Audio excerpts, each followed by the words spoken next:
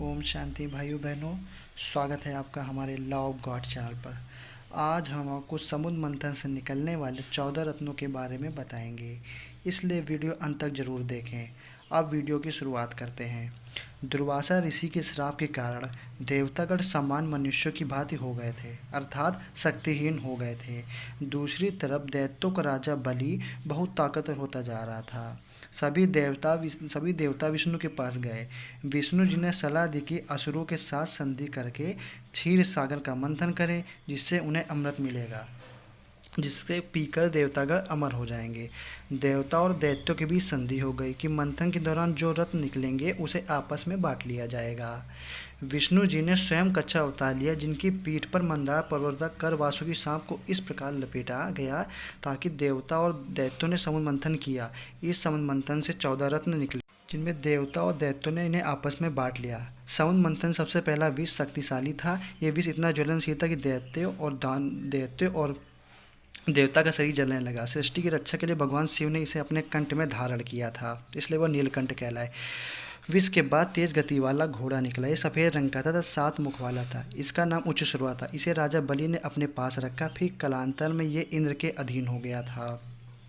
उच्चश्रवा के बाद सफ़ेद रंग का और 4 दांतों वाला हाथी निकला।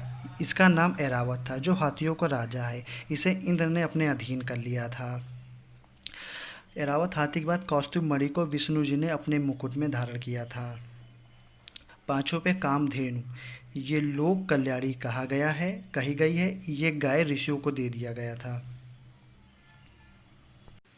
6 नंबर पर लक्ष्मी जी। मंथन से लक्ष्मी जी निकली, जिनका विवाह विष्णु जी से हुआ था। 7वें अप्सरा, ये अप्सरा बहुत सुंदर थी। इसे इंद्र ने अपने पास रखा और विश्वामित्र की तपस्या भंग रंभा ने की थी।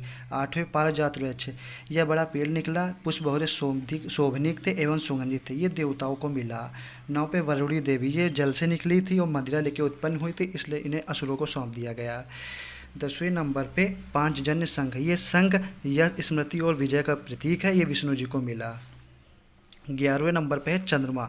चंद्रमा की उत्पत्ति भी मंथन से हुई थी। ये जल से निकला था, इसलिए इसका जल पर काफ़ी प्रभाव पड़ता है।